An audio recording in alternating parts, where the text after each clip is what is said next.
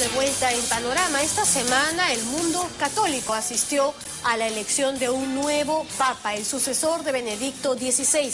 Estamos hablando, por supuesto, de quien ahora lo sucede, del cardenal Jorge Mario Bergoglio, quien desde el miércoles último ha tomado el nombre del Papa Francisco. Un perfil del hombre detrás del sumo pontífice a cargo de Vicky Zamora.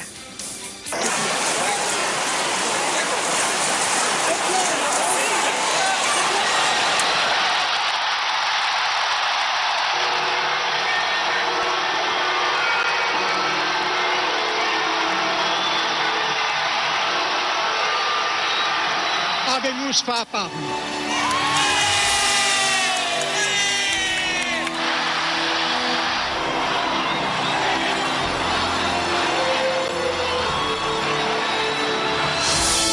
Sonríe, abraza espontáneamente, habla con sencillez. Es el primer papa latinoamericano.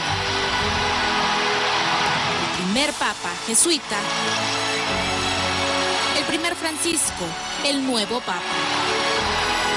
Fratelli e sorelle, buonasera. Su humildad impactó al mundo en solo segundos. I miei fratelli cardinali sono andati a prenderlo quasi alla fine del mondo, ma siamo qui. Jorge Mario Bergoglio es el nuevo hombre a cargo de la Iglesia Católica, llegado desde Argentina.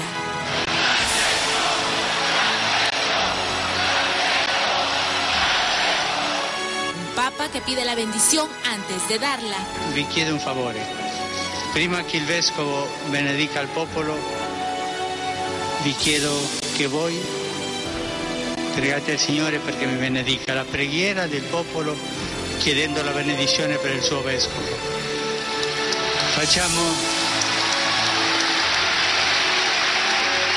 Y quien en su primera aparición unió al mundo en una cadena de fe, todos en silencio rezando por él.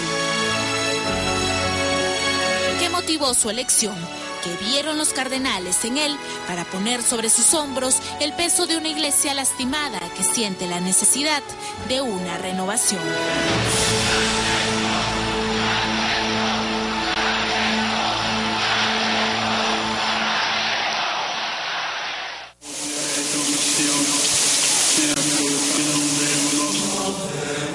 Los muros del Vaticano son los más discretos y reservados del mundo. Se sabe, sin embargo, que antes de iniciarse el cónclave, detrás de estas paredes hubo 10 reuniones muy intensas en las que los purpurados alzaron su voz para hablar de la situación de la Iglesia. Y aunque los cardenales juraron no filtrar la información a la prensa, hoy se conoce que los temas presentes fueron la necesidad de reformar la curia, la postura de la Iglesia ante la pederastía y la situación del Banco del Vaticano. Todos sabían que Benedicto XVI había dejado orden expresa de que solo su sucesor podía acceder al caso Batilix. Muchos cardenales insistieron en conocer el informe secreto antes de realizar su elección, por lo que los octogenarios que estuvieron a cargo de la investigación no les quedó otra que compartir a grandes rasgos su contenido. La elección, entonces, fue más corta de lo que se esperaba, y aunque su nombre no figuraba en la lista de los favoritos, Jorge Mario Bergoglio, de 76 años, fue escogido para sorpresa de muchos como sumo pontífice. Pensábamos, muchos, que teniendo 77 años, siendo ya mayor, pues había pasado su momento. El nuevo papa, que solo tiene un pulmón, ya que perdió el otro a causa de una enfermedad infantil, es hijo de una pareja de italianos inmigrantes, una familia de clase media en la que Jorge Mario era el mayor de 5 hermanos. El químico, el físico, el futbolero y amante de Borges, escribió a los 12 años una promesa de amor. Si no construía un hogar con Amalia, él se convertiría en sacerdote de Dios. Y así fue. Se decía que nos íbamos a casar y me hice una casita y vamos a vivir. Si no nos casamos, me hago cura. Ah, bueno, cumplió. Y cumplió. Conocido en su tierra como un hombre de sencillez extrema, en Buenos Aires optó por vivir en un departamento en lugar del Palacio Cardenalicio. Utilizaba transporte público a pesar de tener limusina y chofer. Remendaba prendas de los arzobispos anteriores antes de gastar dinero en nuevas vestiduras. Tal vez por eso eligió, por su austeridad franciscana, el nombre de Papa Francisco. Mi ha detto: non ti dimentichi dei poveri. E quella parola è entrata qui, i poveri, i poveri. E così è venuto il nome nel mio cuore, Francesco d'Assisi. Fiel a esta sencillez, en su primera aparición el Papa Francisco utilizó únicamente una sotana de impecable blanco, una presentación que contrastó con la de su antecesor Benedicto XVI y otros papas en la historia.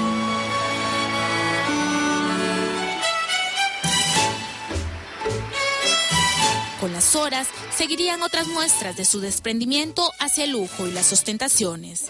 Apenas terminada su elección, dejó la limusina papal de lado para subirse al último bus que trasladaba a los cardenales hacia una cena preparada en el Vaticano. Con ese carisma suyo, siempre presente, llegó el momento del brindis. Que Dios los perdone por lo que habéis hecho, sentenció el Papa jesuita. Las risas simplemente estallaron.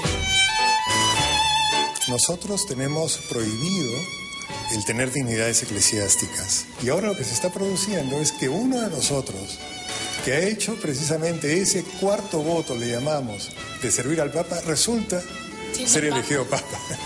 Entonces vamos a ver, es una situación muy nueva para nosotros. Nunca había habido un Papa jesuita. Otro hecho que habla de su sorpresa fue la confesión que le hizo en un almuerzo al cardenal Juan Luis Cipriani, cuando con nostalgia le relató: yo he dejado mi escritorio tal cual para poder seguir trabajando y he tenido que llamar para tomar algunas decisiones. Yo estaba deseando volver a Argentina. Palabras que luego fueron confirmadas por su propia hermana. ¿Habló con él antes de subir el avión hacia Roma? Sí, nos despedimos. ¿Que volvía? Hasta la vuelta. Él creía que volvía. Sí, y yo también. Lo poco que pude ver ayer de televisión, la expresión de su cara hablaba de plenitud, ¿no?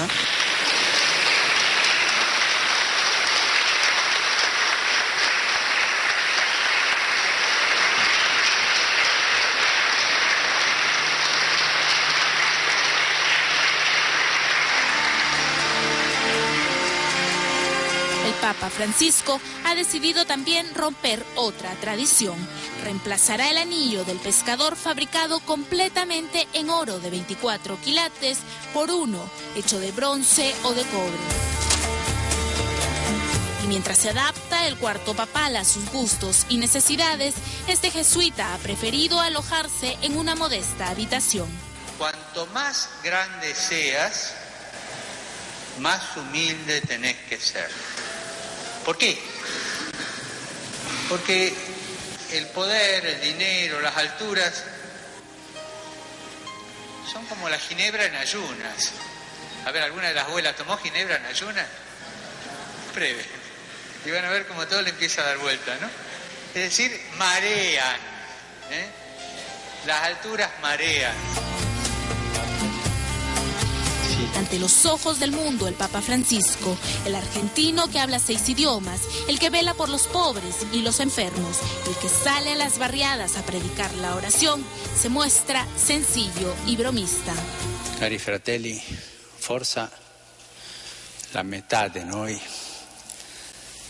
siamo nella vecchiaia. La vecchiaia è, mi piace dirlo così, la sede della sapienza della vita. Una sencillez que no puede ser interpretada para nada como candidez o debilidad, todo lo contrario. El Papa Francisco nunca teme decir su verdad ante lo que él considera errores morales o políticos. Desde su posición como cardenal se enfrentó abiertamente contra los Kirchner. La relación entre ellos no fue mala, fue pésima. En más de una homilía ha expuesto temas sociales que incomodaron al gobierno. La ciudad vanidosa, casquivana, orgullosa, coimera. Ha criticado también los programas sociales de su país, la pobreza y la vanidad del gobierno de los peronistas. El trabajo es lo que permite mantenernos dignamente y mantener a nuestra familia. Cuando una sociedad se olvida de esto y basa el reparto de los bienes no en el trabajo, sino en la dádiva o en los privilegios, esa sociedad pierde el sentido de su dignidad. No solo la droga mata, no solo la droga es la que te da la cultura de muerte, también el egoísmo del corazón de todos los que tenemos la responsabilidad de educar. La relación fue tan tensa que el entonces presidente Néstor Kirchner dejó de asistir a las misas del Te Deum en fiestas patrias y proclamó a Bergoglio como el verdadero representante de la oposición. El que no vive para servir, no sirve para vivir. Las confrontaciones fueron más álgidas en el 2010 con el mandato de Cristina Kirchner.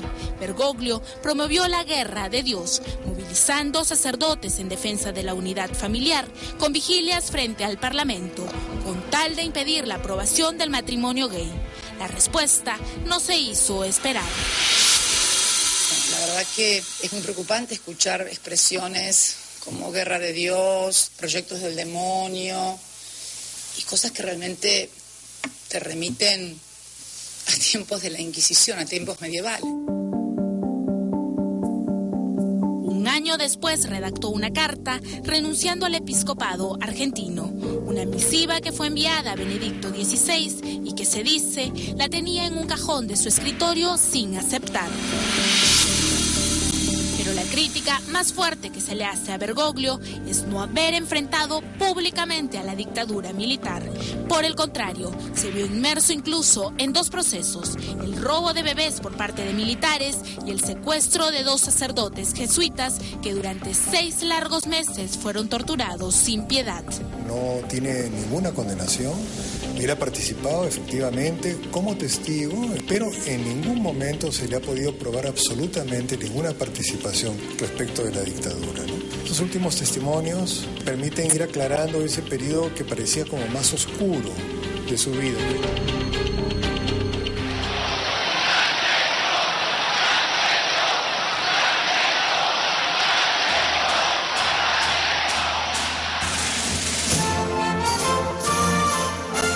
Episodios de su vida que no manchan la esperanza de miles de feligreses que ven en él la posibilidad de un cambio. Esta era hace unos días la historia de un cardenal llamado Jorge Mario Bergoglio, hoy el Papa Francisco. Un hombre sencillo, capaz de enfrentar el poder. Un poder que hoy invade la Iglesia Católica y que él, con nuevos y buenos aires, deberá transformar. Pero sabiendo que cada uno de ustedes es hijo de Dios. Que Dios los bendiga.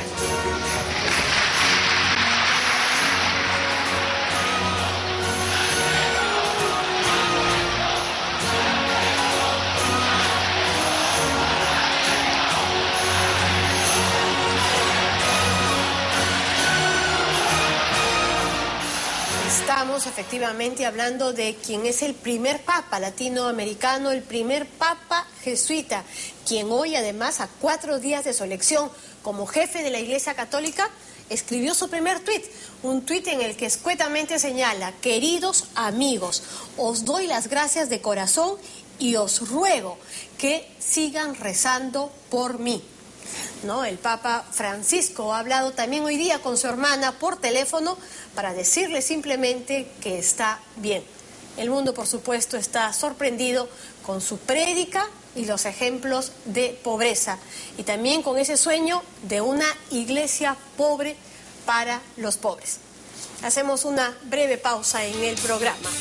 Y al regresar, un reportaje que no se puede perder, todos los avances tecnológicos respecto a la televisión y otros aparatos de casa. Ya regresamos.